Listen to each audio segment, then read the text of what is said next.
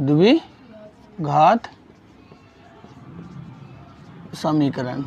इस घात द्वि मतलब होता है, क्या होता है, दो, ठीक है। घात का मतलब पावर, जो हम लोग बोलते हैं पावर हो गया है, उसी को बोलते हैं पावर, ठीक है। तो ये दोनों चीज मिला के क्या होता है, जिसका पावर क्या हो, जिसका पावर या घात कितना हो, दो हो। ये कब काम करेगा, हमेशा समीकरण में। जो मेरा समीकरण है, जैसे अगर हम इसको एग्जाम्पल लिखेंगे 2x + 3y + 5, ये क्या द्विघात समीकरण होगा, द्विघात समीकरण नहीं होगा। क्यों नहीं होगा, क्योंकि ये लीनियर समीकरण है। क्या है, लीनियर समीकरण है। इसका पावर क्या है, एक है। क्या है, एक है। इसी में यदि हम क्या करें, 2x² + 5x + 2 कर दें तो ये क्या हो जाएगा, मेरा द्विघात समीकरण। क्या देखना हमेशा, इसका हमको सिर्फ क्या देखना है, पावर। इसका पावर 2 है कि नहीं है। अगर 2 पावर है तो ये द्विघात समीकरण है, अगर 2 पावर नहीं है तो ये क्या है, द्विघात समीकरण नहीं है, ठीक है। अगर इसका स्टैंडर्ड रूप या मानक रूप जो बोलते हैं हम लोग, इसका या रूप बोलेंगे, किसी चीज़ का एक फेस होता है कि इसका फेस ये है, तो इसका मानक रूप जो होता है, इसका क्या होता है, ax² + bx + c = क्या है, 0, यही ना होता है।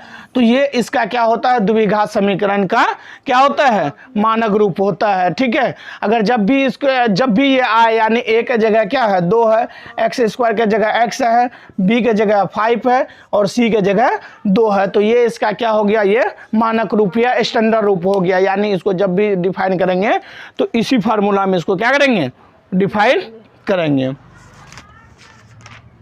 हम लोग नेक्स्ट चैप्टर में इसका फार्मूला सब पढ़ेंगे, ठीक है। अभी जैसे एक्सरसाइज 1 में देखो क्या क्या दिया हुआ है। एक्सरसाइज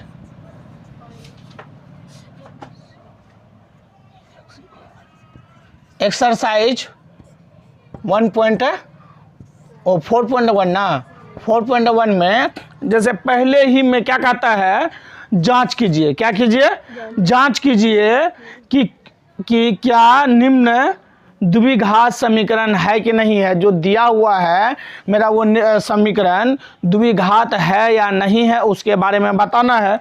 तो वो क्या है, देखो x क्या है, x + 1 का होल स्क्वायर बराबर 2 × x - 3। अब देखो ये क्या है, a + b का होल स्क्वायर में है, तो क्या हो जाएगा, a स्क्वायर का जगह क्या हो जाएगा, x² + 1 का स्क्वायर प्लस 2ab के जगह क्या है, 2x × 1 का कोई वैल्यू है नहीं, इंटू में, ठीक है। यहाँ क्या हो जाए, 2x - 3, 3 दूना 6 ना होगा, ये इससे भी गुना होगा, ये इससे भी गुना होगा। तो अब देखो अगर इधर भी x² रहता तो हम लोग को डाउट रहता कि नहीं ये द्विघात समीकरण नहीं है, क्योंकि इधर क्या हो जाता, कट जाता दोनों। तो यहाँ देखो, यहाँ पावर हमको 2 दिख रहा है, यानी ये क्या है, द्विघात समीकरण है। इसको हम डायरेक्ट बोल सकते हैं द्विघात समीकरण है, टाइम बचाने के लिए। अगर यही चीज़ प्रूफ करने के लिए पूछे तो और इसका आगे सॉल्यूशन करना है। क्या है, x² + 2x, यहाँ क्या है, ये प्लस में 2x इधर आएगा तो क्या हो जाएगा, -2x + 1, ये -6 है, इधर आएगा तो +6 = 0। तो x² बराबर क्या हो गया, यहाँ देखो ये टर्म में ये प्लस में है, ये क्या है, माइनस में कट जाएगा तो क्या हो जाएगा, 0 को लिखा नहीं जाता, 6 कितना हो जाएगा, 7 बराबर 0। अब देखो यहाँ से bx गायब है मेरा, जो बोले थे ax² + bx + c = 0, लेकिन b गायब है तो भी क्या है, इसका ये द्विघात समीकरण है। इसको हम बोल सकते हैं, क्योंकि इसका सिर्फ पावर को देखना है कि द्विघात समीकरण का पावर अगर 2 रहे तो सिर्फ क्या करना है, अगर किसी चीज़ में घात 2 रहे तो उसको क्या कहते हैं हम लोग, द्विघात समीकरण। मतलब कि ये क्या है, द्विघात समीकरण है।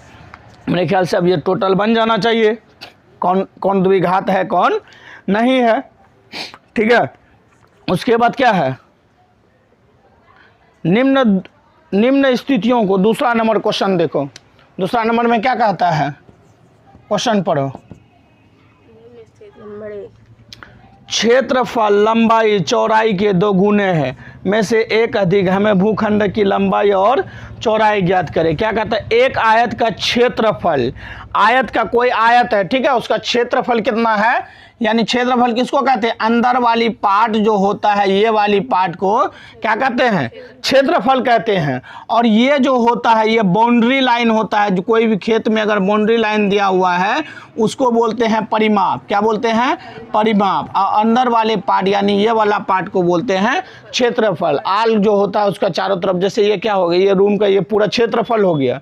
जैसे ही टट्टी सबको गिनेंगे, दीवार को गिनेंगे, तो वो क्या हो जाएगा मेरा, वो हो जाएगा परिमाप हो जाएगा।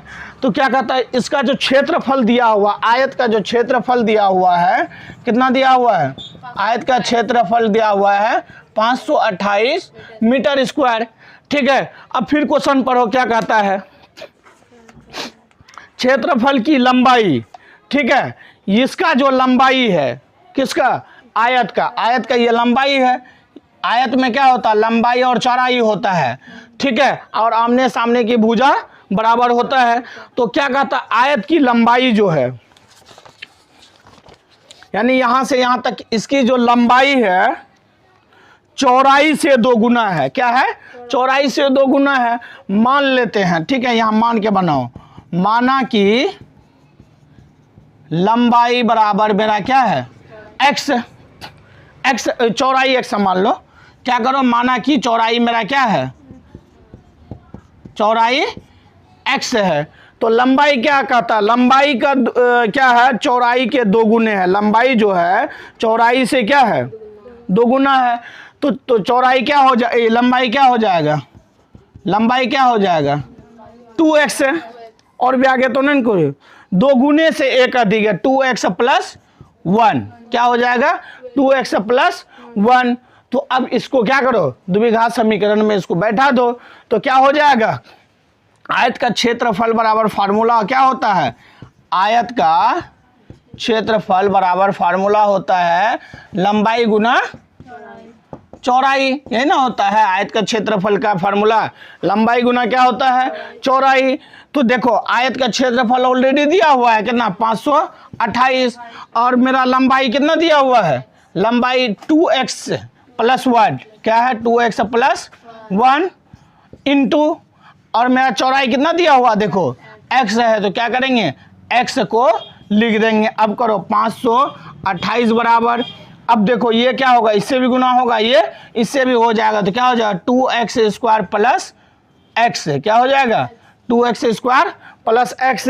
तो इसको लिख सकते हैं 2x स्क्वायर प्लस x है, और ये किस में है, इधर प्लस में, इधर आएगा तो माइनस 528 बराबर क्या हो जाएगा 0। अब इसको 2 तरीका से हल कर लेना, गुणनखंड विधि से या फार्मूला, तो अभी इसमें बैठा बनाए नहीं है हम लोग, एक फार्मूला भी होता है, फार्मूला बाद में बताएंगे अगला चैप्टर में। इस चैप्टर में है ना गुणनखंड विधि से ही हल कर दो। अब गुणनखंड निकालने के लिए, इधर मिटा है, लिखे नहीं हो, लिखो,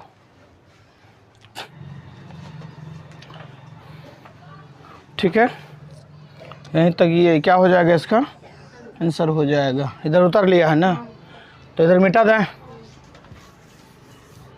दूसरा क्वेश्चन क्या है, दूसरा का दूसरा में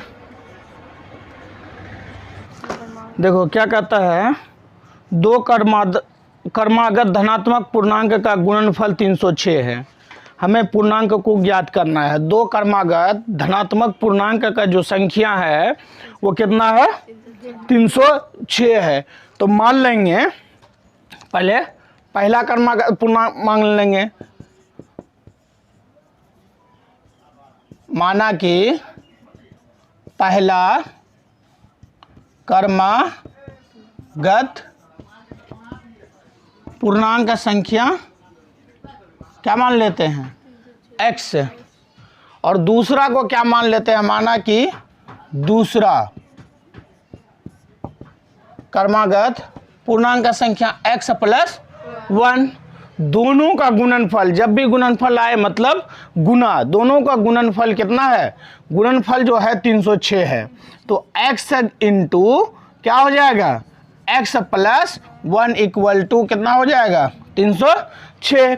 अब ये क्या हो जाएगा, इससे गुना हो जाएगा, ये इससे गुना हो जाएगा, तो एक्स स्क्वायर प्लस एक्स बराबर 306। तो x square plus x minus 306 equal to 0, यही इसका क्या हो जाएगा, आंसर हो जाएगा।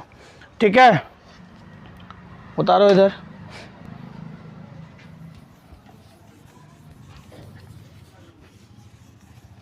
क्या कहता है, रोहन की माँ उससे 26 वर्ष बड़ी है। रोहन उसका माँ क्या है, उससे 26 वर्ष बड़ी है। उनकी आयु का गुणनफल अब से 3 वर्ष पश्चात 360 हो जाएंगे, तो हमें रोहन का वर्तमान आयु क्या करें, ज्ञात करें। ठीक है, माना कि रोहन का उम्र क्या है x, लेकिन रोहन का माँ जो है रोहन से कितना वर्ष बड़ा है, 26 वर्ष है। तो रोहन की माँ का उम्र क्या हो जाएगा, रोहन की माँ का उम्र क्या हो जाएगा, x प्लस 26, ये ना हो जाएगा, x प्लस 26। लेकिन क्या कहता है कि उनकी आयु का गुणनफल अब से 3 वर्ष पश्चात, यानी अब से लेके 3 वर्ष बाद, यहाँ से 3 वर्ष आगे जाएंगे तो उसका आयु का जो गुणनफल है कितना हो जाएगा, 360। कितना हो जाएगा, 360 हो जाएगा। ठीक है, पश्चात में क्या होता है, जुड़ता है, क्या होता है, जुड़ता है।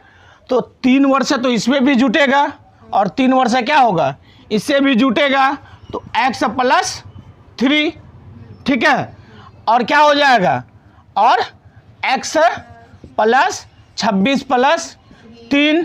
तो ये किसका है, ये रोहन का है, ये उसकी किसका है, माँ का है। तो क्या हो जाएगा, x प्लस 3, इसका कितना हो जाएगा, x प्लस 29, यही ना हो जाएगा। इसका गुणनफल जब निकालेंगे तो x plus 3 into x plus 29 बराबर कितना हो जाता है, 360। कितना हो जाता है, 360।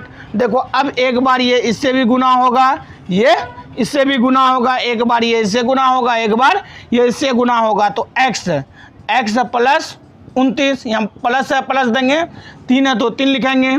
अब क्या होगा, ये इससे ही होगा, x प्लस 29, यही ना है, बराबर कितना हो जाएगा, 360। तो अब इसको करेंगे तो क्या हो जाएगा, x square plus 29x plus, यहाँ बीच में किसका चिन्ह है, प्लस का प्लस देंगे, तो ये क्या हो जाएगा, प्लस 3x। 29 को अगर गुना करेंगे 3 से तो कितना हो जाएगा, 9 तिया 27, 3 दूना 6 1 7, कितना हो जाएगा, 77 होगा कि 87 होगा, 9 तिया 27 का 7, 3 दूना 6 2 8 ना होगा, बराबर 300 क्या हो जाएगा, 60। तो यहाँ देखो x इसको, अब यहाँ क्या है, 29x है, यहाँ क्या है, 3x है, तो क्या हो जाएगा, x स्क्वायर प्लस 29 में से 3 को जोड़ेंगे तो कितना हो जाएगा, 31x हो जाएगा, बराबर कितना है, 360 माइनस 87 कर देंगे, उधर जाएगा तो माइनस 87, अगर माइनस 87 करेंगे तो कितना हो जाएगा, घटाओ 29 3 32, तो यहाँ 32 लिखो, 32x है, इधर मिटा दिए, उतार लिया, तो क्या हो जाएगा, एक्स स्क्वायर प्लस 32x, घटा के कितना आया है, 273।